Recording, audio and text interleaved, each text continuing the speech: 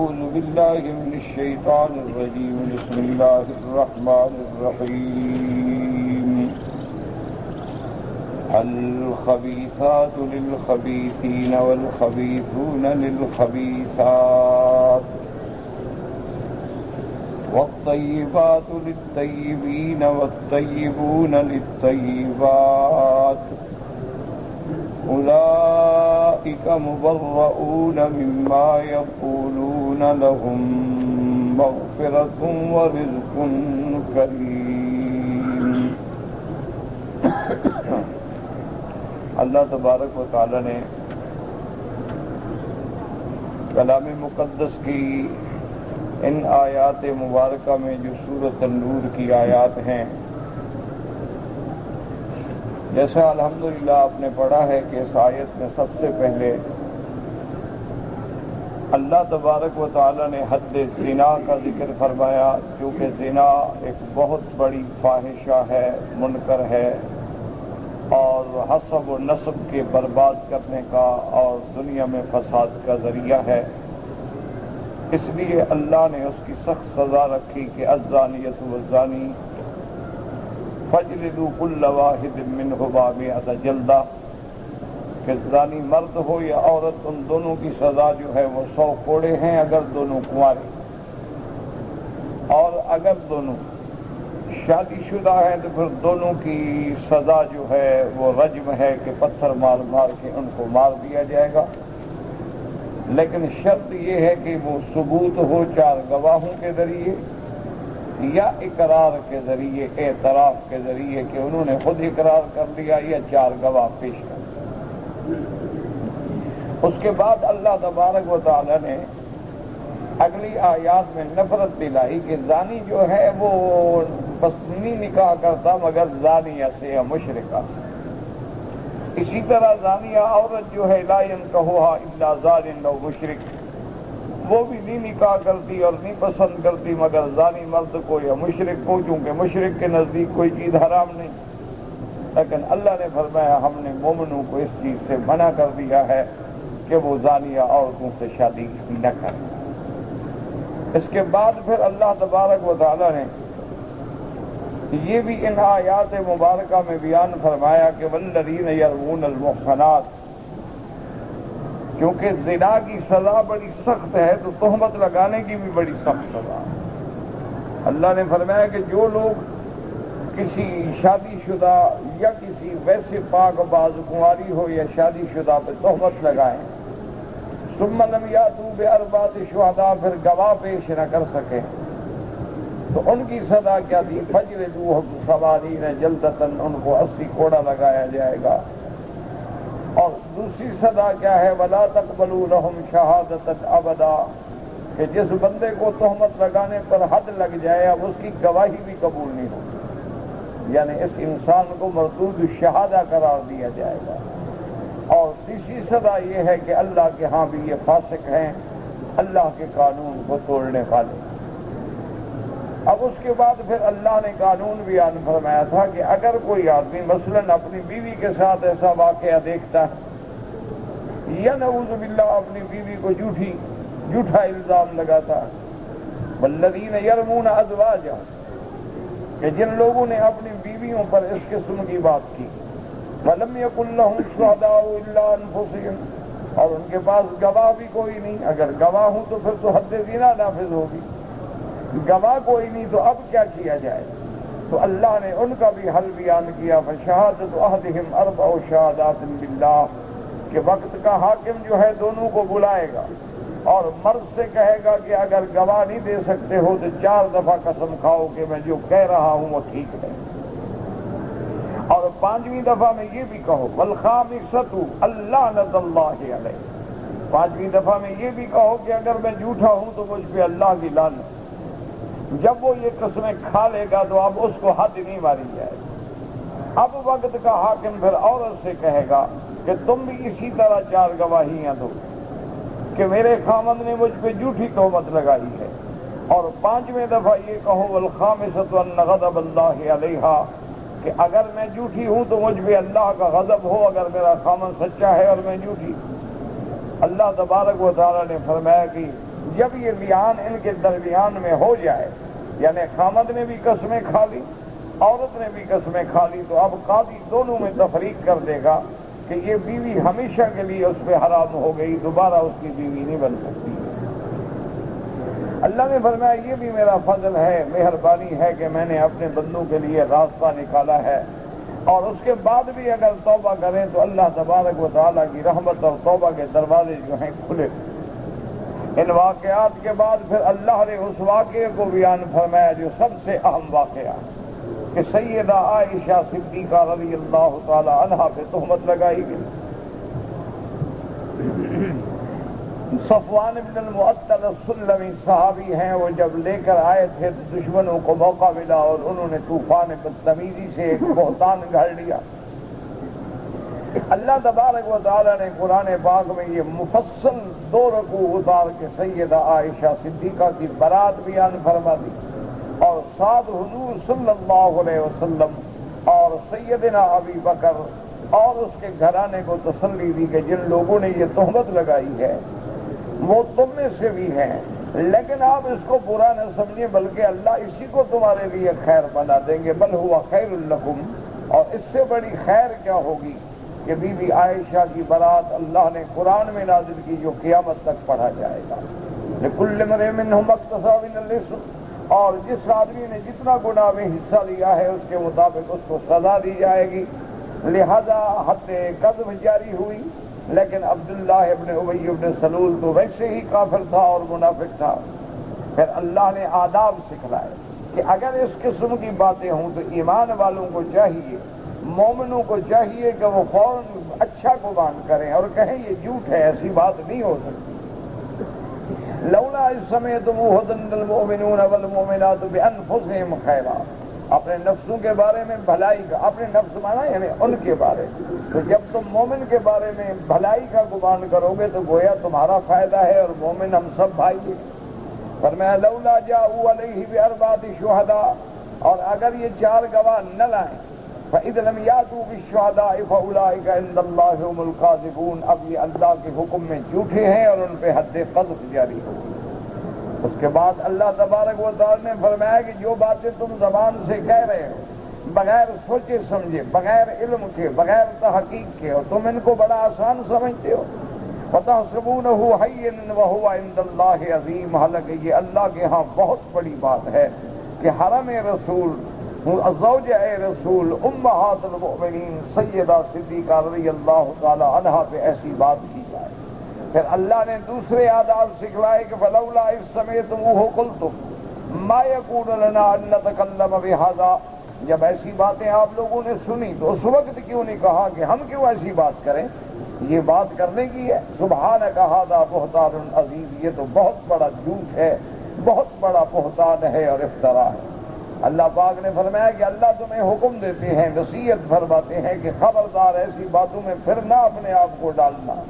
وَيُبَيِّنُ اللَّهُ لَكُمُ الْآيَاتِ، اور اللہ نے کھول کے اپنے آیات بیان کر دی ہیں، اللہ علم والے ہیں اور اللہ حکمت والے ہیں۔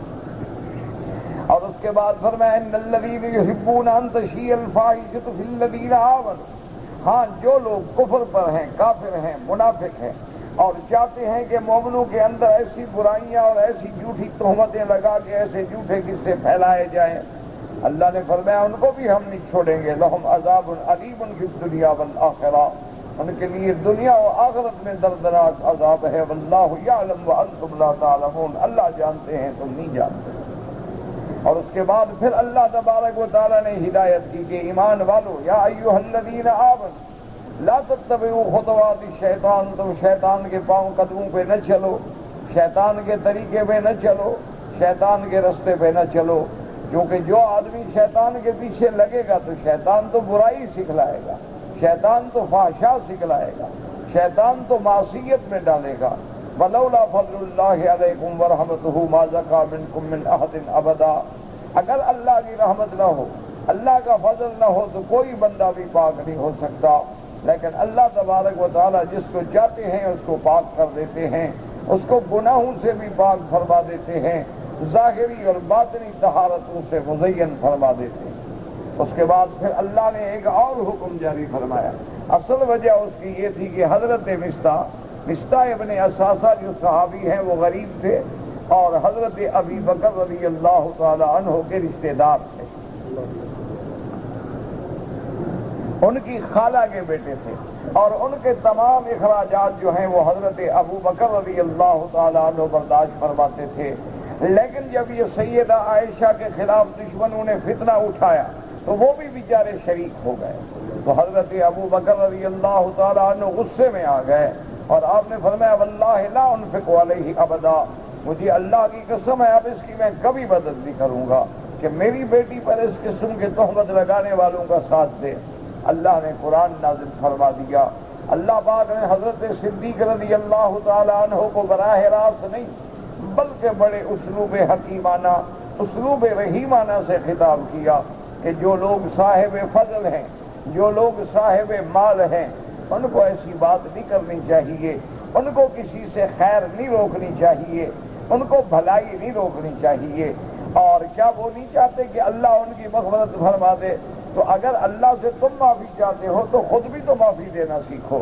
لہذا کسی کو اس قسم کی بات سے اس کا خرچہ بند کر دینا یا امداد بند کر دینا جو ہے یہ شان والوں کے زیبا نہیں ہے۔ جب یہ آیات نازل ہوئی حضرت سیدنا ابو بکر رضی اللہ تعالی عنہ نے فوراً فرمایا کہ واللہ اللہ تبارک و تعالیٰ کی قسم ہے احب ان یغفر لی، کہ خداوند قدوس میں محبوب رکھتا ہوں کہ میرے گناہوں کو معاف کر دیں۔ اور اس کے بعد آپ نے پھر امداد جاری فرما دی، وَلَا يَأْتَلِ أُولُو الْفَضْلِ مِنْكُمْ وَالسَّعَةِ أَنْ يُؤْتُوا أُولِي الْقُرْبَىٰ وَالْمَسَاكِينَ وَالْمُهَاجِرِينَ فِي سَبِيلِ اللَّهِ۔ اللہ نے فرمایا جو صاحب فضل ہیں، جو صاحب مال ہیں، وہ ان کو چاہیے کہ اپنے رشتہ داروں کو، مساکین کو، مہاجروں کو، اللہ کے راستے میں ہجرت کرنے والوں پر امداد ہمیشہ کیا کریں۔ اگر کوئی رشتہ دار غلطی سے تمہاری مخالفت کر بیٹھے تو یہ معنی نہیں کہ تم خیرات بند کر دو یا تم اس کی امداد بند کر دو۔ اسی لیے حضور پاک صلی اللہ علیہ وسلم نے فرمایا کہ اصل نیکی تو یہ ہے کہ سل من قطعک، تم ان رشتہ داروں سے بھلائی کرو جو تم سے بھلائی نہیں کرتے۔ سل من اساء الیک، تم اس سے احسان کرو جو تم سے برائی کرتا ہے۔ بھلائی کرنے والوں کی تو سب بھلائی کرتے ہیں، اچھائی کرنے والوں کی تو سب اچھائی کرتے ہیں، لیکن بہادری تو یہ ہے کہ لوگ کانٹے بچھائیں اور تم پھول برساؤ، لوگ بد دعائیں دیں اور تم دعائیں کرو۔ اس لیے اللہ نے فرمایا کہ وَلْيَعْفُوا وَلْيَصْفَحُوا، معاف کر دو اور درگزر کرو۔ أَلَا تُحِبُّونَ أَن يَغْفِرَ اللَّهُ لَكُمْ، کیا تم یہ نہیں چاہتے کہ اللہ تمہاری مغفرت فرما دے؟ وَاللَّهُ غَفُورٌ رَحِيمٌ، اللہ تبارک و تعالیٰ بخشنے والے ہیں اور مہربان ہیں۔ اور اس کے بعد اب اللہ تبارک و تعالیٰ نے ان آیات میں یہ بھی حکم فرما دیا کہ اگر مومن تہمت لگائے یا تو گواہ لے آئے تو پھر عورت پہ حد زنا ہو، گواہ نہ لے آئے تو تہمت لگانے پہ حد قذف ہوگی۔ لیکن اگر وہ کافر ہیں، خدا رسول کو مانتے ہی نہیں اور پھر ایسی حرکتیں بھی کرتے ہیں تو اللہ نے فرمایا ان پر دنیا میں بھی لعنت ہے اور آخرت میں بھی لعنت ہے اور ان کے لیے عذاب عظیم ہے۔ فرمایا ان الذین یرمون المحصنات الغافلات المؤمنات لعنوا فی الدنیا والآخرہ ولہم عذاب عظیم، جو پاک بیویوں پر جو گناہوں سے بچنے والی ہیں ان پر تہمتیں لگاتے ہیں، ان پہ اللہ کی لعنت ہے دنیا میں اور آخرت میں، اور ان کے لیے بہت بڑا عذاب ہے۔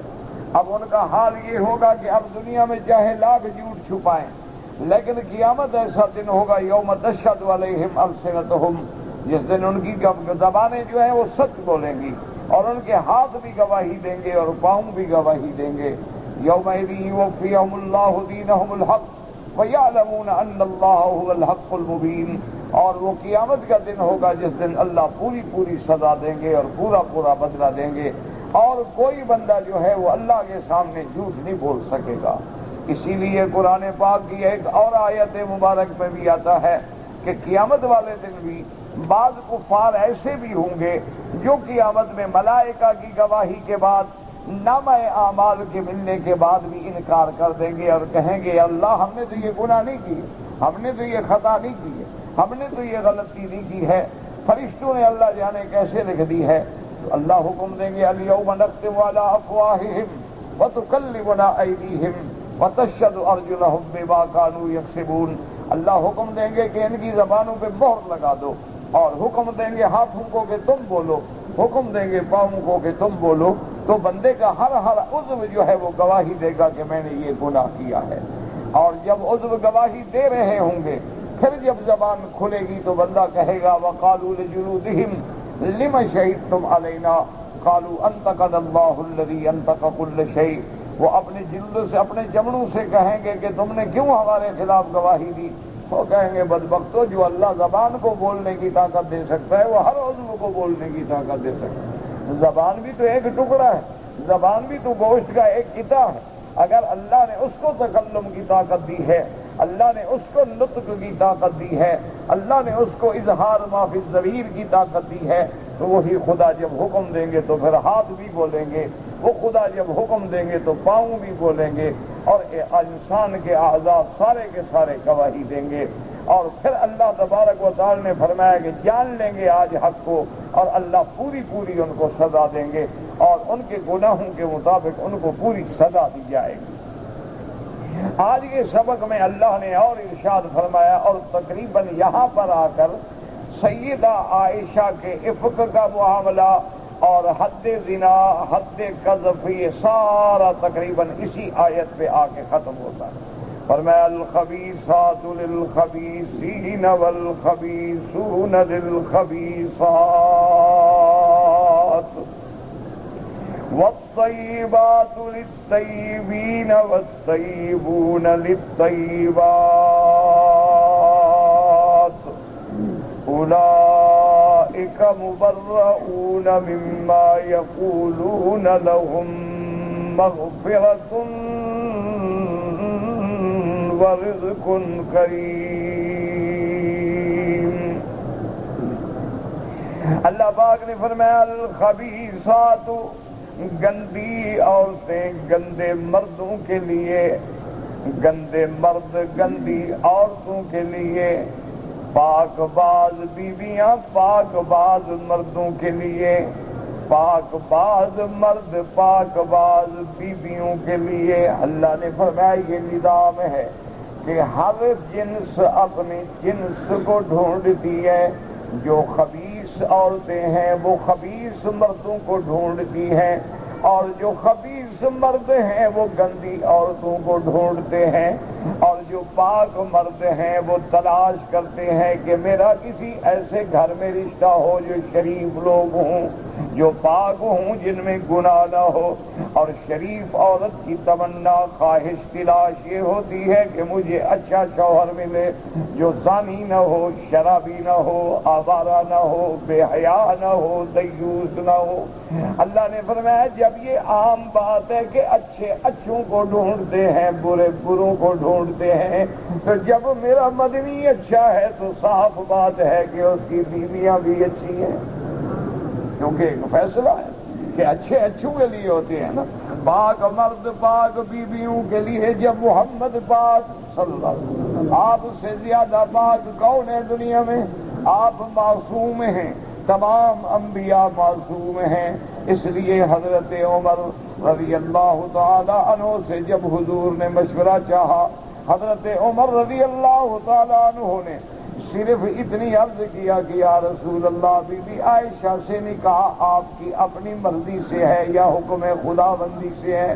حضور نے فرمایا کہ حضرت عمر، اللہ نے میرا نکاح کیا ہے، اور جبریل امین نے صحیح حدیث میں آتا ہے کہ ابھی بھی عائشہ کی اللہ کے حکم سے تصویر بھی آگے دکھلائی حضور صلی اللہ علیہ وسلم۔ اسی سے علماء نے استنباط کیا ہے کہ اگر کوئی بندہ کہیں رشتہ کرنا چاہتا ہے تو رشتے کرنے والے کو یعنی خطیب کو مخطوبہ کی شکل دیکھنی جائز ہے، اور مخطوبہ کو بھی خطیب کی شکل دیکھنی جائز ہے، تاکہ بعد میں ندامت و شرمندگی نہ ہو۔ حالانکہ اللہ کے حکم کے بعد تو کوئی وہم بھی نہیں تھا، لیکن پھر بھی اللہ تبارک و تعالی نے سیدہ عائشہ کی شکل بھی حضور کو دکھلا دی۔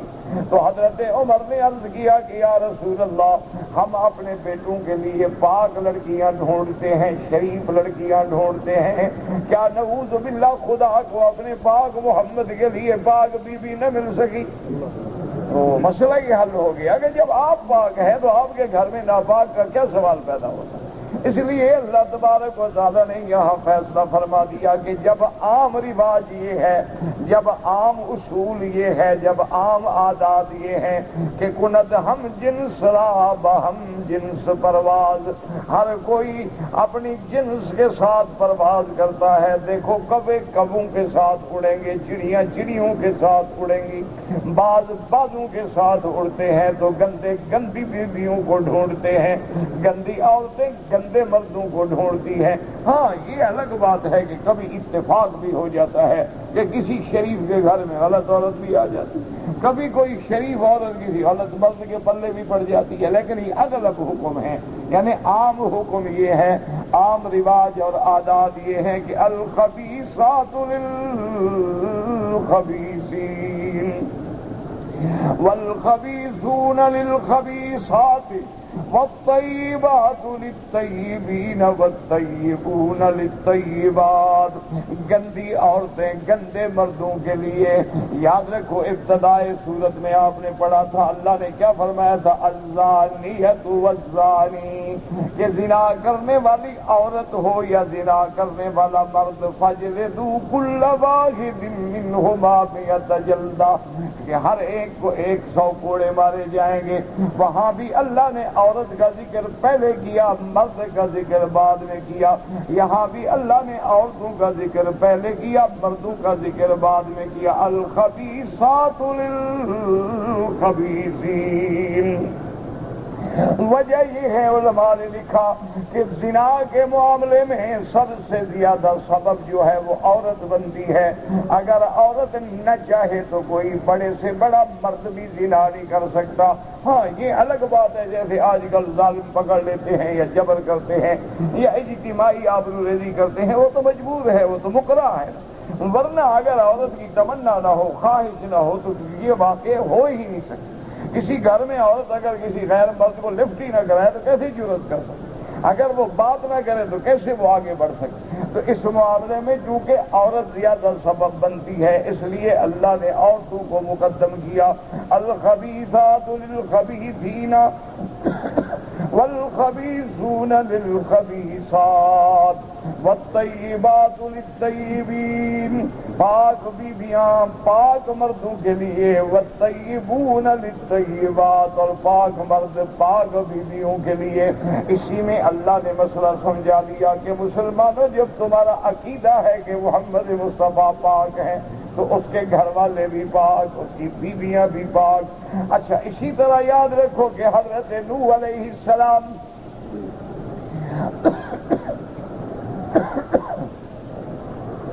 حضرت لوط علیہ السلام کے بارے میں قرآن کہتا ہے ضرب اللہ مثلا للذین کفروا امرأۃ نوح وامرأۃ لوط کانتا تحت عبدین صالحین فخانتاہما فلم یغنیا عنہما من اللہ شیئا وقیل ادخلا النار مع الداخلین۔ اللہ نے مثال بیان کی کہ جیسے نوح کی بیوی اور جیسے لوط علیہ السلام کی بیوی، انہوں نے خیانت کی۔ اللہ فرماتے خانتاہما، لیکن محدثین نے مفسرین نے واضح کر دیا کہ خیانت کا معنی یہ ہے کہ نبی کے گھر میں رہتے ہوئے توحید کے بجائے شرک کیا، ایمان کے بجائے کفر کیا۔ اس لیے اللہ فرماتے ہیں کفر امرأۃ نوح وامرأۃ لوط۔ اس لیے حضرت ابن عباس حبر المفسرین رضی اللہ تعالیٰ عنہما فرماتے ہیں ما بغت امرأۃ نبی قط، آپ فرماتے ہیں خدا کی قسم ہے کبھی کسی نبی کی بیوی نے زنا نہیں کیا۔ یعنی پیغمبر کی بیوی کافرہ تو ہو سکتی ہے لیکن زانیہ نہیں ہو سکتی، بد کردار نہیں ہو سکتی۔ اور خدا کی شان ہے کہ دیکھیں کہ پہلے دور میں جس کو ہم جاہلیت کا دور کہتے ہیں، اس کے اندر بھی کوئی شریف گھرانہ، شریف گھرانے کی عورت جو ہے وہ زنا کا تصور بھی نہیں کر سکتی تھی۔ اس لیے صحیح تفسیروں میں موجود ہے کہ جب میرے محبوب دو عالم رحمت دو عالم سیدنا محمد مصطفیٰ صلی اللہ علیہ وسلم بیٹھے ہیں اسی جبل صفا پہ جس سے تم صفا دوڑنا شروع کرتے ہو. حضور اوپر بیٹھے ہیں اور نیچے عورتیں بیٹھی ہیں مکے کی. ان کے اندر بی بی ہند بھی ہیں, حضرت سفیان کی بیوی ہیں, حضور کی چچی ہیں, وہ بھی اسلام لانے کے لیے. اور حضور نے جب اسلام کی شرائط پیش کی, یا ایھا النبی اذا جاءک المؤمنات یبایعنک علی الا یشرکن باللہ شیئا ولا یسرقن ولا یزنین ولا یقتلن اولادہن. اللہ کے نبی نے شرط پیش کی کہ اگر تم میری بیعت کرنا چاہتی ہو, ایمان لانا چاہتی ہو, تو پہلی شرط یہ ہے اللہ یشرکن باللہ, اللہ کی ذات میں, صفات میں, افعال میں کسی چیز کو شریک نہیں بنانا. سب سے پہلے توحید, کیونکہ توحید ہی مفتاح العبادات ہے, توحید پر ہی دار و مدار نجات ہے. اللہ یشرکن باللہ شیئا ولا یسرقن, اور چوری بھی نہیں کرو گی کہ خامد کے گھر سے مال چرا کے ماں باپ کو دینا, بھائیوں کو دینا, رشتہ داروں کو دینا. خامد کے گھر سے بغیر اجازت کسی چیز کا تصرف کرنا وہ بھی چوری میں شمار ہوتا ہے. ولا یسرقن ولا یزنین, اور تیسری شرط یہ ہے کہ میری بیعت کرتی ہو تو پھر وعدہ کرو کہ زنا نہیں کریں گی.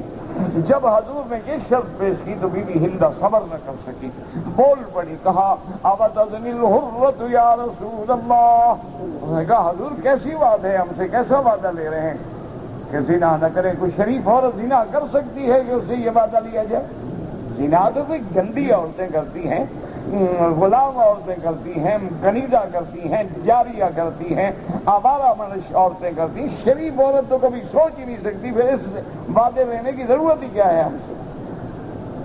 حضور صلی اللہ علیہ وسلم نے آواز پہچان لی. آپ نے فرمایا انت ہند, تم ہندہ بات کر رہی ہو؟ انہوں نے کہا ہاں یار. بی بی کہتی ہے میں ڈر گئی کہ حضور میرا اسلام قبول نہیں کریں, کیونکہ قاتلہ ہے نا سیدنا حمزہ کی. سیدنا حمزہ کو کسی نے شہید کرایا,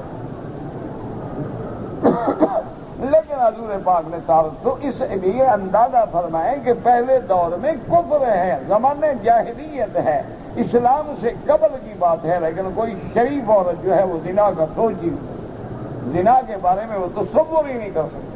اس لیے انہوں نے کہا یار اس کی کیا ضرورت ہے, کوئی شریف عورت تو ایسی بات کا خیال ہی نہیں کر سکتی. اس لیے اللہ نے فرمایا کہ جب میرا مدنی پاک ہے, میرا نبی پاک ہے, تو سارے پاک. اور اس کے بعد فرمایا اولئک مبرؤون مما یقولون. اللہ نے فرمایا لوگوں سن لو, جن کے بارے میں تم باتیں کر رہے ہو, بی بی عائشہ, اس کا گھرانہ, اور وہ صحابی حضرت صفوان. اچھا خدا کی شان دیکھو, وہ صحابی بھی کیسی شان والا تھا. اس نے کہا واللہ خدا کی قسم ہے, مجھ کو جب اللہ نے ہوش دیا, میں عقل والا ہوا, میں نے تو کسی عورت کے بدن کو بھی نہیں دیکھا ہے زندگی میں. گناہ تو بڑی بات ہے.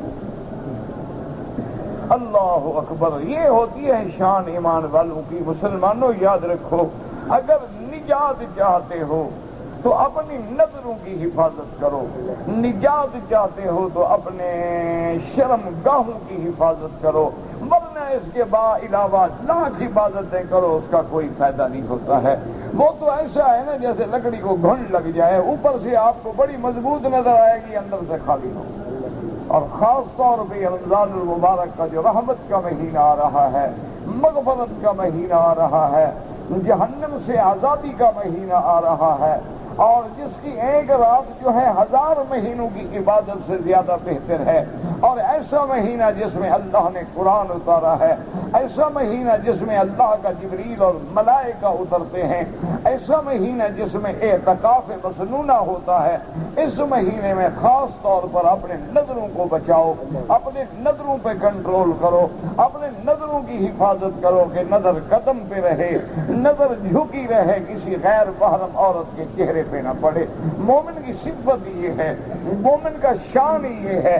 اسی طرح عورتوں کو بھی یہ حکم ہے وہ حجاب میں ہوں, ان کی نظریں بھی نیچے جھکی ہوں. اتفاقاً نظر پڑے تو فوراً اپنے نظروں کو جھکا ڈالیں. اس لیے اللہ تبارک و تعالیٰ نے جہاں بی بی عائشہ کی برات بیان کی, وہاں حضرت صفوان کی بھی برات ہو گئی. جمع کا صیغہ ہے نا، اولئک مبرؤون مما یقولون، یہ جو لوگ باتیں کر رہے ہیں وہ تو بری ہیں ان چیزوں سے، وہ تو پاک ہیں، بی بی عائشہ بھی پاک، میرے مدنی کا گھرانہ بھی پاک، اور جس صحابی پہ توبت لگی وہ صحابی بھی پاک۔ اللہ نے فرمایا لہم مغفرۃ ورزق کریم، اور فرمایا ان لوگوں کے لیے میں نے بخشش ہی بخشش کہ جو تہمت کی وجہ سے ان کو تکلیف ہوئی ہے، ان کو صدمہ پہنچا ہے، اس صدمے کا بھی میں نے ان کے لیے بدلہ رکھا ہے کہ اگر ان کی کوئی چھوٹی موٹی غلطیاں ہیں وہ بھی میں نے معاف کر دی ہیں۔ ورزق کریم، اور ان کے لیے جنت میں نے تیار کر رکھی ہے۔ اللہ تبارک و تعالی نے فرمایا، اور اسی طرح اشارہ ہو گیا اس آیت میں، یہ بھی اشارہ ہوا وفیہ بعد، اس اشارہ آیت سے بھی عائشہ کو اشارہ ہے کہ جیسے تم دنیا میں محمد کی بیوی ہو، جنت میں بھی محمد مصطفیٰ کی بیوی ہو۔ اسی لیے فرمایا وَلَهُمْ مَغْفِرَةٌ وَرِزْقٌ کریم۔ رزق کریم سے مراد کیا ہے؟ عند اللہ فی جنات بعد، اور اس آیت میں اللہ نے گویا وعدہ کر دیا، اشارہ کر دیا، بشارت دے دی۔ ایک تو بشارت دی کہ بی بی عائشہ تم پاک ہو، اور دوسری بشارت دی کہ جنت میں بھی تم محمد کی بیوی ہوگی۔ کیا مان؟ یہ نہیں کہ حضور تمہیں طلاق دے دیں دنیا میں، نہیں، تم دنیا میں بھی بیوی رہو گی اور آخرت میں بھی بیوی رہو گی۔ اسی طرح ایک حدیث مبارک میں آتا ہے کہ جب حضور پاک کو سیدہ عائشہ صدیقہ رضی اللہ تعالی عنہا کی تصویر دکھلائی گئی تو یہ بھی فرمایا گیا ہذہ زوجتک فی الدنیا وفی الآخرہ، محمد مصطفیٰ یہ تمہاری بیوی ہے جو دنیا میں بھی آپ کی بیوی ہوگی اور آخرت میں بھی آپ کی بیوی ہوگی۔ تو اللہ تبارک و تعالی نے ان آیات مبارکہ میں آپ نے پڑھ لیا کہ حد زنا کا بھی ذکر ہو گیا، حد قذف کا بھی ذکر ہو گیا، اور جو بیویوں پہ تہمت لگائیں ان کا بھی مسئلہ لیان کا بیان بھی ہو گیا، پھر سیدہ عائشہ کا قصہ بھی اللہ نے بیان کر دیا، اور آخرت میں اللہ تبارک و تعالیٰ نے آخری آیات میں مزید یعنی حضرت صفوان اور بی بی عائشہ کی برات کا واضح الفاظ میں کہ اولئک مبرؤون مما یقولون لہم مغفرۃ ورزق کریم۔ دعا کریں اللہم بلغنا رمضان کما بلغتنا شعبان، یا اللہ ہمیں رمضان المبارک کے برکات و ثمرات نصیب فرما، ہر مسلمان کو رمضان المبارک کے برکات و ثمرات نصیب فرما، اور رمضان المبارک میں خاص طور پہ میرا اللہ صیام و قیام، عبادت، روزے، تلاوت قرآن کی توفیق عطا فرما، یا اللہ مقبول عمر نصیب فرما۔ یاد رکھو رمضان میں کوشش کریں جتنا زیادہ قرآن پڑھ سکیں، کیونکہ قرآن اور رمضان کو نسبت ہے کہ اللہ نے قرآن اتارا ہی رمضان میں۔ سب سے پہلے اللہ نے جب اتارا ہے لوح محفوظ سے تو وہ بھی لیلۃ القدر تھی، وہ بھی رمضان میں، اور اسی طرح شہر رمضان الذی انزل فیہ القرآن، اور اسی طرح سابقہ کتابوں میں یہ بھی آتا ہے کہ تورات بھی رمضان میں اتری ہے، انجیل بھی رمضان میں اتری ہے، زبور بھی رمضان میں اتری ہے۔ اللہ نے ساری مشہور کتابیں جو ہیں وہ اس مہینے میں اتاری ہیں۔ اس سے بڑی شان کیا ہوگی؟ حضور نے فرمایا کہ اولہ رحمت، ابتدائی 10 دن جو ہے رحمت ہی رحمت ہے، وَأَوْسَطُهُ مَغْفِرَةٌ، اور اگلے 10 دن جو ہیں وہ بخشش ہی بخشش ہے، وَآخِرُهُ عِتْقٌ مِّنَ النَّارِ، فرمایا اس کا آخر جو ہے وہ جہنم سے آزادی کے پروانے ملتے ہیں۔ اس سے بڑی بشارت کیا ہوگی؟ حضور نے فرمایا من صام رمضان ایمانا و احتسابا، کہ جس بندے نے رمضان میں اللہ کے لیے روزہ رکھا، اللہ سے ثواب طلب کیا، اللہ کے لیے راتوں کو جاگا، اللہ کے لیے عبادت کی، اللہ پاک اس کے سابقہ گناہ جتنے ہیں سارے کے سارے گناہ معاف فرما دیتے ہیں۔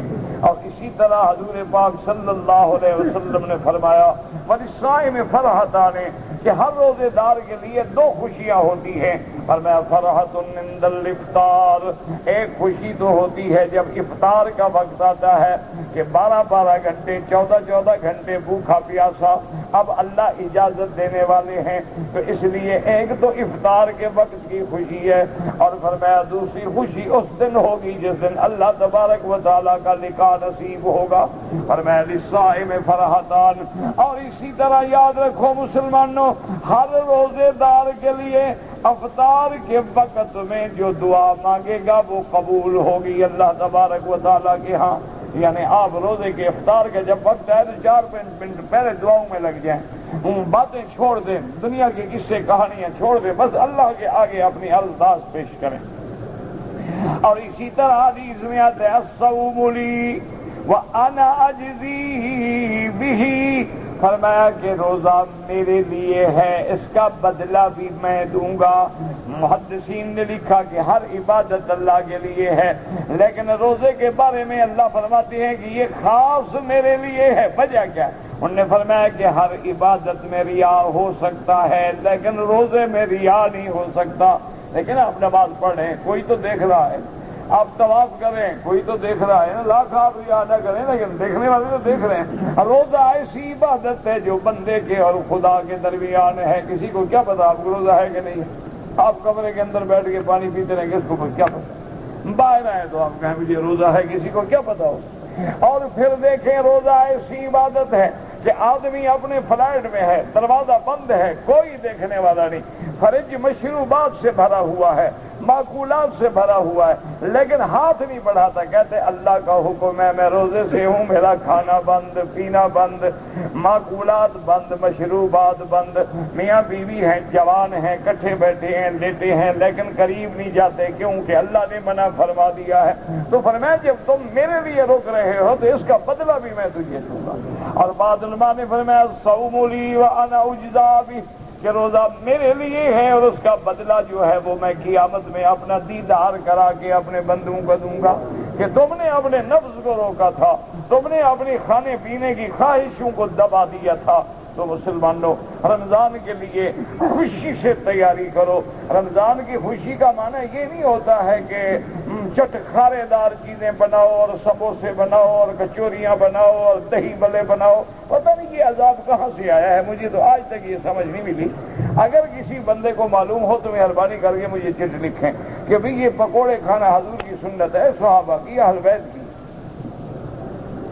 کس کی سنت ہے؟ یہ عذاب کہاں سے آ گیا؟ پکوڑے اور چٹخارے اور دہی بڑے اور سموسے اور پتہ نہیں کیا کیا عذاب۔ حالانکہ سنت یہ ہے، یاد رکھو کہ افطار جو ہے آدمی کھجوروں سے کرے، یہ سنت محمد مصطفیٰ، اور کھجور بھی اگر تازہ ملے تو وہ سب سے اعلیٰ ہے، تازہ نہ ملے تو پھر ٹھیک ہے، پھر خشک ہو، پرانی ہو، 6 سال والی ہو، لیکن کھجور پہ افطار۔ اور حضور نے فرمایا اگر کھجور نہ ملے تو پھر پانی سے افطار کرو، تو سنت تو میٹھا ہے، تم نے اس کے الٹ کر دیا ہے، پتہ نہیں عذاب آیا کہاں سے؟ مجھے تو آج تک سمجھ نہیں آئی کہ کس کی سنت ہے، پتہ نہیں کوئی ہندوؤں کا طریقہ ہے، کس کا طریقہ ہے کہ ہر گھر میں جناب ابھی سے اور سموسے بن رہے ہیں اور چیزیں فرج میں فریز ہو رہی ہیں کہ مہمان آئیں تو جناب ان کو چٹخارے دار چیزیں پیش کرو، یہ بالکل خلاف سنت ہے۔ اچھا، خدا کی شان یہ ہے کہ اب جدید تحقیق بھی یہ کہتی ہے کہ سارا دن جو معدہ خالی رہتا ہے اس کی خواہشات کو پورا کرنا میٹھے کا کام ہے، نہ کہ کسی کراری چیزوں کا کام ہے، اس سے تو آپ کا معدہ خراب ہو سکتا ہے، اچھا نہیں ہو سکتا ہے۔ تو اس لیے الحمدللہ اور خوش نصیب ہیں وہ لوگ جن کا روزہ رمضان کا مکے میں یا مدینے میں گزرے۔ دعا کریں اللہ کسی کو محروم نہ فرمائے کہ سامنے اللہ کے کعبے پہ نظر ہو، مدینے کی کھجور ہو اور ہاتھ میں زمزم ہو، اور مدینے والے جو ہیں زمزم ہاتھ میں ہے، کھجور ہے اور روضہ محمد مصطفیٰ پہ نظر ہے۔ یہ نصیب کس کو مل سکتا ہے؟ یہ مقابلہ کس کو مل سکتا ہے؟ اور پھر جو رمضان میں عمرہ کرتا ہے حضور نے فرمایا اس ایک عمرے کا اجر ایسے ہوگا جیسے اس نے حج کیا ہو، اور ایک حدیث میں ہے کہ اس کا اجر ایسے ہوگا جیسے اس نے میرے ساتھ حج ادا کیا ہو۔ اللہ تبارک و تعالی سب کو نصیب فرمائے اور مقبول عمر نصیب فرمائے اور ادب سے نصیب فرمائے. آپ جھگڑوں میں نہ پڑیں گے جی 8 رکعتیں پڑھیں گے یا 20 پڑھیں گے. جتنی عبادت کرو گے اتنی گڑ میٹھا، جتنا ڈالو گے اتنی میٹھا ہوگا. جس نے 20 رکعتیں پڑھی ہیں 20 لاکھ رکعت کا اجر کمائے گا.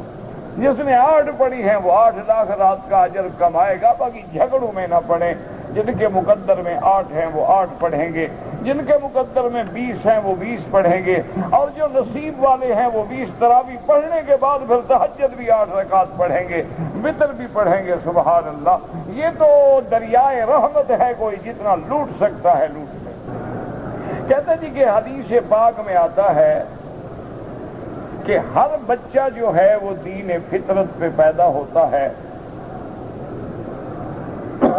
پھر اگر والدین مسلمان ہیں تو بچہ مسلمان ہو جاتا ہے، یہودی ہیں یہودی ہو جاتا ہے، مجوسی ہیں مجوسی ہو جاتا ہے. تو اس کا معنی یہ ہے کہ بچہ تو دین پہ پیدا ہوا اور بچے کا قصور نہیں ہے. اسی لیے علماء کہتے ہیں کہ ہر معصوم بچہ جو بلوغ سے پہلے فوت ہو جائے وہ جنت میں جائے. بعض علماء نے کو یہ فرمایا ہے کہ مومنوں کے بچے مومن کے تابع ہوں گے اور کافروں کے بچے کافر کے تابع ہوں گے، کہ اگر بڑے ہوتے تو کافر ہو جاتے اور بڑے ہوتے تو مومن کے بچے مومن ہو جاتے. بہرحال لیکن بعض فرماتے ہیں کہ جنت و دوزخ کے درمیان میں مقام آراف میں رہیں گے. بہرحال اللہ پاک زیادہ عدل والے ہیں، زیادہ رحمت والے ہیں جو فیصلہ فرمائیں گے. کہتے جی کہ حضور نور تھے یا بشر تھے. 1400 سال میں ابھی یہ مسئلہ حل نہیں ہوا تو مولوی مکی حل کر لے گا؟ نہیں. ابھی تک آپ کلمہ کس نبی کا پڑھتے رہے ہیں، نور والے کا یا بشر والے کا؟ تو خدا کا خوف کرو. جب قرآن کہہ دے انما انا بشر قل سبحان ربی هل كنت الا بشرا رسولا. نبی خود فرمائے انما انا بشر انسا کما تنسونا واغضب کما تغضبون. بی بی عائشہ فرمائے انہ بشر من البشر. اس کے بعد بھی کوئی شبہ ہے؟ اچھا حضور اگر جن سے نور ہیں تو پھر حضور کی بیویاں بیٹیاں اولاد کی نسبت کس سے کریں؟ نور کی تو اولاد ہوتی نہیں. خدا کا خوف کرو. یاد رکھو صرف حضور پاک نہیں، کسی بھی نبی کی بشریت کا انکار کرنا صراحتاً کفر ہے. اس کے کافر ہونے میں شبہ ہی نہیں. کیوں؟ یہ تو قرآن کا مسئلہ ہے، یہ کوئی مولویوں کا مسئلہ تھوڑا ہے. باقی نور ہدایت، قرآن بھی نور ہدایت ہے، انبیاء بھی نور ہدایت ہے. مومن کا ایمان جو ہے وہ بھی نور ہے. اللہ ولی الذین آمنوا یخرجہم من الظلمات الی النور والذین کفروا اولیاءہم الطاغوت یخرجونہم من النور الی الظلمات. باقی یہ کوئی دلیل نہیں ہوتی کہ سایہ نہیں تھا. کس نے کہا ہے سایہ نہیں تھا؟ قرآن میں ہے، کسی صحیح حدیث میں ہے. اچھا اگر سایہ نہیں تھا پھر بادل اوپر بھیجنے کی کیا ضرورت تھی؟ کوئی عقل کا ایسے گھڑن تو کس سے لوگوں نے بنا رکھے ہیں، اس سے محبت ہوتی ہے. کہتے جی کہ ہم لوگ اعتکاف بیٹھنا چاہتے ہیں لیکن اپنی سیٹیں اوکے کرانے کے لیے ہمیں ایئر لائن جانا پڑے گا. اعتکاف میں آپ نہیں نکل سکتے. اگر آپ نے اعتکاف بیٹھنا ہے تو اعتکاف بیٹھنے سے پہلے آپ سیٹیں کرا لیں. اگر نہ ہوں تو پھر کسی دوست کے ذمے لگائیں جو اعتکاف میں نہ ہو، وہ آپ کے پاسپورٹ اور ٹکٹیں لے جائے اور سیٹیں کرائے. اعتکاف والا بندہ جو ہے وہ مسجد سے باہر نہیں جائے گا. کہتے جی کہ میری ویزے کی مدت جو ہے یہ قانونی مسئلہ ہے کہ آپ رہ سکتے یا نہیں رہ سکتے، تو قانون والوں سے پوچھیں. کہتے جی کہ یہاں پر کوئی ایسا انتظام ہو کہ اردو بولنے والے لوگ جو ہیں، علماء جو ہیں، وہ سارا دن 24 گھنٹے موجود ہوں تاکہ کسی نے مسئلہ پوچھنا ہو تو پوچھ سکے. بڑی اچھی بات ہے آپ کی، لیکن آپ کے شاید علم میں نہیں ہے کہ ہر بڑے دروازے پر ٹیلی فون رکھے وہ اسی لیے رکھے ہیں کہ آپ ٹیلی فون اٹھائیں کہ میں نے مسئلہ پوچھنا ہے، آپ جس زبان میں پوچھیں گے اسی عالم کے پاس ٹیلی فون چلا جائے گا، وہ آپ کو جواب دے گا۔ تو انتظام موجود ہے، آپ نہ فائدہ اٹھائیں تو آپ کی مرضی ہے۔ ہر زبان کے عالم کے پاس ٹیلی فون پڑے ہوتے ہیں، جب آپ اٹھائیں گے سب کو گھنٹیاں جائیں گی، تو جس زبان کو آپ جانتے ہیں جب وہ بات کرے گا تو باقی رکھ دیں گے۔ یہ تو سارا انتظام ہے، موجود ہے، 2 سال ہو گئے ہیں، آپ لوگوں کو علم نہ ہو تو ہم کیا کریں؟ لکھا ہوا ہے، ٹیلی فون لگے ہوئے ہیں، آپ نہیں فائدہ اٹھاتے۔ کہتے جی کہ ہمارے محلے میں کچھ لوگ رہتے ہیں، ہم کو درود پڑھنے سے روکتے ہیں۔ درود پڑھنے سے کوئی نہیں روکتا، یہ ناممکن ہے، مسلمان تو کبھی نہیں روکتا۔ تم کھڑے ہو گئے اپنے جو درود بنے ہوئے پڑھتے ہو گے نا، وہ اس سے روکتے ہو۔ یہ جو میڈ ان انڈیا درود ہے نا، اس سے منع کرتے ہیں۔ حضور صلی اللہ علیہ وسلم کے درود سے کوئی نہیں منع کرتا۔ حرم شریف میں لوگ نمازیوں کے آگے گزرتے ہیں، کوشش کریں کہ نہ گزریں، مجبوری ہے تو سجدے کی جگہ سے دور ہو کے گزر جائیں۔ میرا بھائی طواف جو ہے آپ اپنے لیے کریں، پھر جس کے لیے چاہیں اس کے لیے دعا کریں، اللہ اس کو ثواب دے۔ نائی کا کام کرنا جائز ہے لیکن اچھا نہیں۔ نماز جنازہ کی پہلی تکبیر کے بعد حنفی ہیں تو ثنا پڑھیں، اور حنبلی اور اہل حدیث حضرات پہلی تکبیر کے بعد سورۃ فاتحہ، پھر درود، اس کے بعد دعا۔ اسی طرح الحمدللہ تکبیر بھی جنازے میں حنفی ہے تو ہاتھ نہیں اٹھائے گا، بس پہلی دفعہ اٹھائے گا، اور باقی حضرات جو ہیں وہ اٹھاتے ہیں۔ میں اللہ کا علم دین کا حاصل کرنا چاہتا ہوں، کوئی راستہ نہیں بن رہا، اللہ آسان فرمائے۔ بہت بڑے گروپ آتے ہیں مدینے اپنا احرام کے لیے، عمرے کے لیے پاکستان سے، لیکن وہ پہلے مدینہ جاتے ہیں، کوئی بات نہیں، کوئی منع نہیں، پہلے مدینہ جائیں، مدینہ سے احرام باندھ کے آ جائیں۔ لیکن ایک بات یاد رکھیں، جو مکے آئے گا اس کو 2 عمرے مل جاتے ہیں۔ ایک تو آ کے پہلا اپنے وطن سے عمرہ کر دیا، پھر مدینہ منورہ گیا، پھر مدینے والا عمرہ کر دیا، تو اس کو 2 عمرے ملے۔ جو سیدھا مدینہ گیا واپس آ کے عمرہ کیا، 1 ملا، ورنہ منع کوئی نہیں۔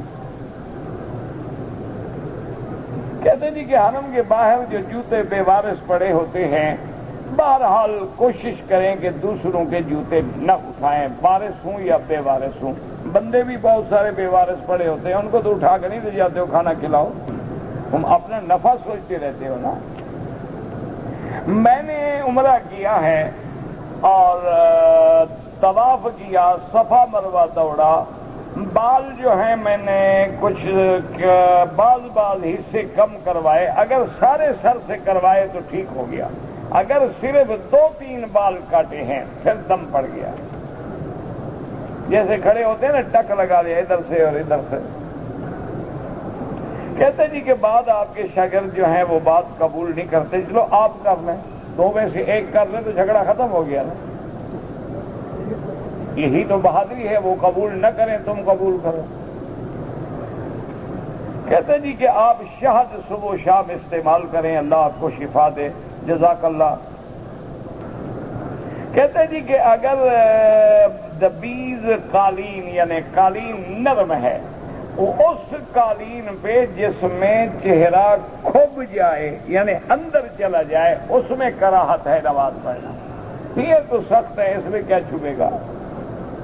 باقی اگر مسجد میں کسی کو احتلام ہو جائے، کوئی گناہ نہیں، کوئی سزا نہیں، اس کے بس میں ہی نہیں، تو وہ جا کے باہر غسل کرے بس۔ بہرحال آپ سعودی بینک میں جمع کریں یا کسی بینک میں کا پیسہ جمع کریں، یہ دیکھ لیں کہ وہ سیونگ اکاؤنٹ نہ ہو، کرنٹ اکاؤنٹ ہو جس میں سود نہ بنے، تاکہ پیسہ محفوظ رہے اور سود سے بھی بچا رہے۔ طواف اور صفا کرنے کے بعد عمرے والے کو صفا مروہ کے بعد بھی 2 رکعت نفل پڑھنا ضروری ہے؟ بالکل ضروری نہیں۔ اگر مغرب کی اذان ہو جائے اور کوئی آدمی 2 رکعت پڑھے، جائز ہے، کوئی مسئلہ نہیں۔ ہمارے ملک میں تو ٹائم نہیں ہوتا نا، اذان ہوئی اور مغرب فوراً کھڑی ہو گئی، یہاں چونکہ ٹائم ہوتا ہے تو فائدہ اٹھایا جا سکتا ہے۔ کہتے جی کہ پہلے انسان جو تھے حضرت آدم علیہ السلام تھے، اور قیامت جب آئے گی تو آخری کون ہوں گے اللہ کو پتا۔ پہلے کا بھی ہمیں اللہ نے بتایا ہے تو ہم نے بتا دیا نا، اگر اللہ نہ بتاتے ہمیں کیا پتا۔ اب آخری کا اللہ نے بتایا نہیں تو کیسے بتا دیں، ہو سکتا ہے آپ ہوں۔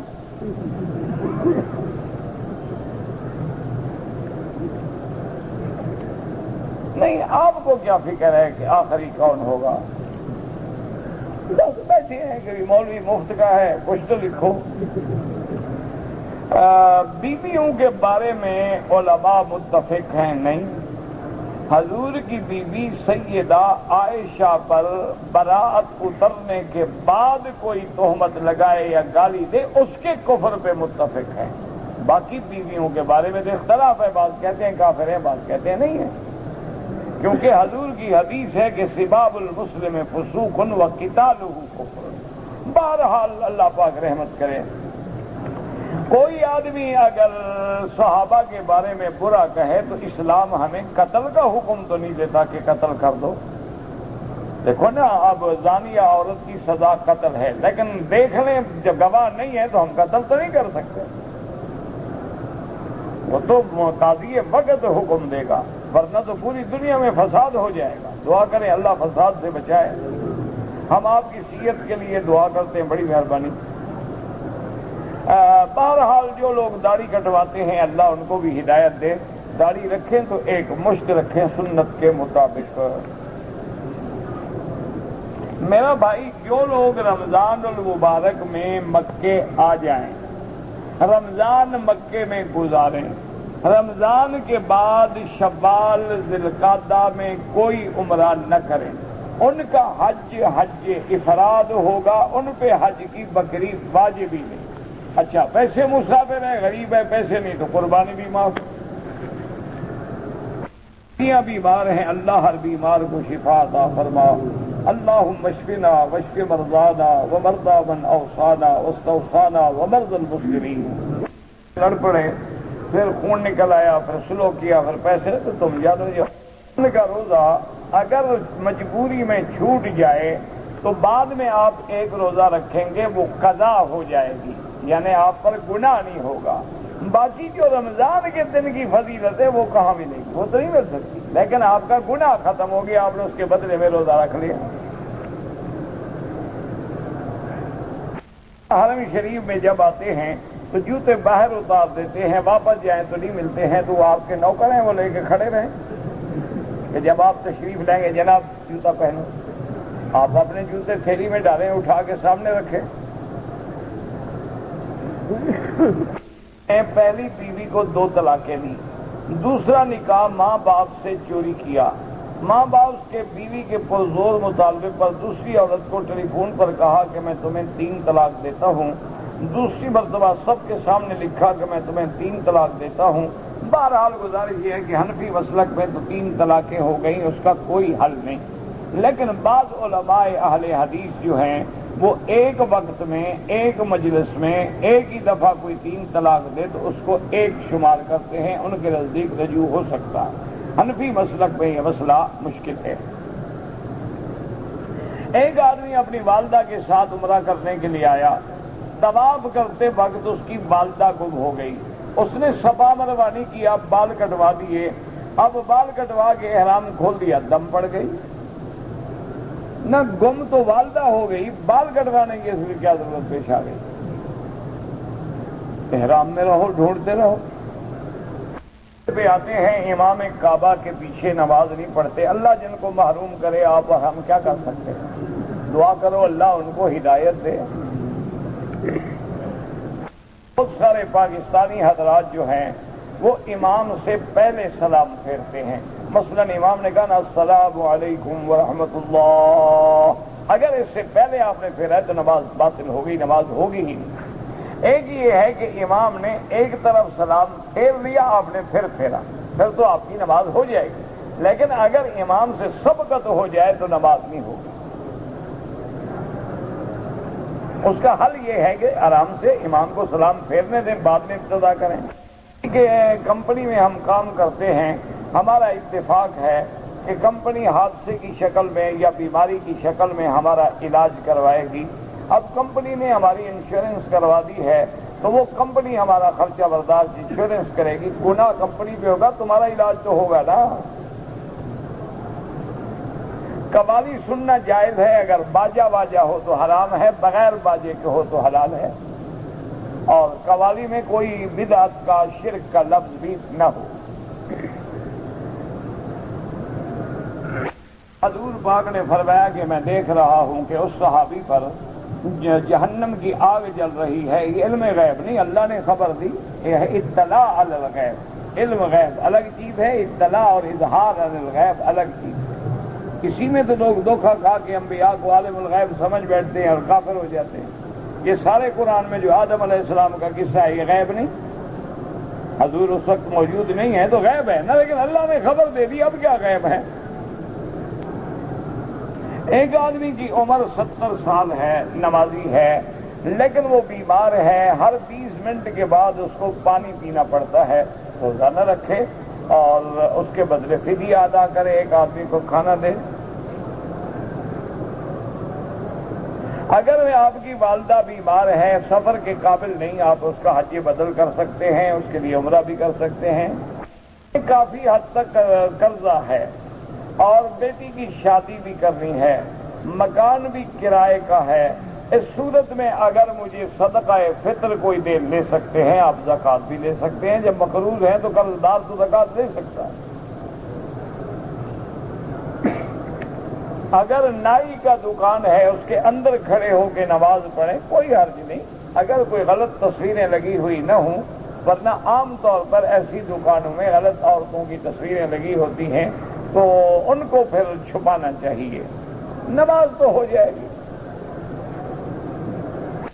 جگہ پر ایک آدمی کام کرتا تھا، مالک کی دکان سے چوری اس نے 4-5 لاکھ چرائے، تو مالک کو واپس کرو۔ ایک آدمی نے گناہ سے توبہ کی، کئی دن کے بعد دوبارہ اس گناہ کے کرنے کا ارادہ ہوا، لیکن گناہ کیا نہیں کیا، انشاءاللہ توبہ نہیں ٹوٹی، آپ قائم رہیں اور گناہ سے بچیں۔ مسجد الحرام کے اندر بھی شیطان آ سکتا ہے، ہر جگہ آ سکتا ہے، اور شیطان 2 قسم کے ہوتے ہیں، من الجنۃ والناس، جنوں سے بھی بندوں سے بھی، تو ہر قسم کے آ جاتے ہیں۔ کہتا جی کہ جیسے بچے کا ختنہ ہوتا ہے، بچی کا بھی ہوتا ہے، ہاں ہوتا ہے، ضروری نہیں۔ اگر کوئی آدمی مسجد عائشہ سے احرام باندھ کے عمرہ کیا تو امام ابو حنیفہ رحمۃ اللہ علیہ اور امام شافعی رحمۃ اللہ علیہ کے نزدیک جائز ہے۔ امام احمد بن حنبل فرماتے ہیں کوئی عذر تھا تو پھر تو ہے، مگر بغیر عذر نہ کرے۔ یزید کے بارے میں ہم کیا عقیدہ رکھیں؟ جب اللہ ہم سے پوچھے گا نہیں تو ہمیں کیا فکر ہے؟ اللہ پوچھے گا کہ تمہارا یزید کے بارے میں کیا خیال ہے؟ جب اللہ نہیں پوچھیں گے ہمیں بحث میں پڑھنے کی ضرورت نہیں، خاموش رہو۔ طواف میں پہلے 3 چکروں میں کندھا ننگا ہو، صفا مروہ میں کندھا ننگا کرنے کی ضرورت ہی نہیں ہے۔ حضرت خضر علیہ السلام نبی تھے یا ولی تھے، اختلاف ہے۔ بعض علماء فرماتے ہیں وہ نبی تھے، اور کیونکہ انہوں نے فرمایا تھا کہ ما فعلتہ عن امری، یہ جو کام کیے ہیں میں نے اپنے حکم سے نہیں کیے، اللہ کے حکم سے کیے ہیں، تو اس سے وہ دلیل پکڑتے ہیں کہ وہ بھی نبی تھے۔ اور بعض علماء فرماتے ہیں کہ عبد من عبادنا، وہ اللہ کے بندوں میں سے ایک نیک بندہ تھا، ولی تھے۔ بہرحال یہ مسئلہ اختلافی ہے، اور ایسے مسائل کے بارے میں ہم سے پوچھا نہیں جائے گا کہ بتاؤ جی خضر ولی تھا یا نبی تھا، جب ہم سے پوچھا نہیں جانا ہم کیوں جھگڑوں میں پڑے؟ کہتا جی کہ بہت سارے لوگ جو ہیں یہاں مزدوری کے لیے یا کام کے لیے آتے ہیں، 3-4 سال واپس نہیں جاتے تو ان کا نکاح ٹوٹ جاتا ہے۔ نکاح نہیں ٹوٹتا، 100 سال بھی نہ جائیں نکاح کھڑا ہے، فکر نہ کرو۔ اپنی بیوی کے حقوق ادا نہیں کر رہے۔ 8 تراویح جو ہیں بہرحال حرمین الشریفین میں، مکہ ہو یا مدینہ منورہ، مسجد الحرام ہو یا مسجد رسول اللہ 20 رکعت پڑھائی جاتی ہے؟ نہیں، سوال یہ ہے کہ ان جھگڑوں میں مجھے بتائیں، پڑھنے کا کوئی فائدہ بتائیں۔ رمضان کا مہینہ عبادت کے لیے ہے یا سونے کے لیے؟ اچھا چلو 8 ہمارے آنکھوں پہ، 12 کی بھی حدیث ہے، 8 کی بھی ہے، 20 پر اجماع صحابہ ہے اور فیصلہ سیدنا عمر ہے۔ اگر 20 پڑھو گے تو ساری حدیثوں پہ عمل ہو گیا کہ نہیں ہو گیا؟ 8 پڑھو گے تو 12 والی حدیث بھی رہ گئی اور اجماع صحابہ بھی رہ گیا۔ ایسا کام کیوں نہ کرو کہ سب پہ عمل ہو جائے؟ جھگڑا کیا ہے یار؟ کوئی جھگڑا نہیں، لڑائی نہیں، سر پٹول نہیں۔ 1400 سال گزر گئے، ہم نمازوں پہ لڑ رہے ہیں۔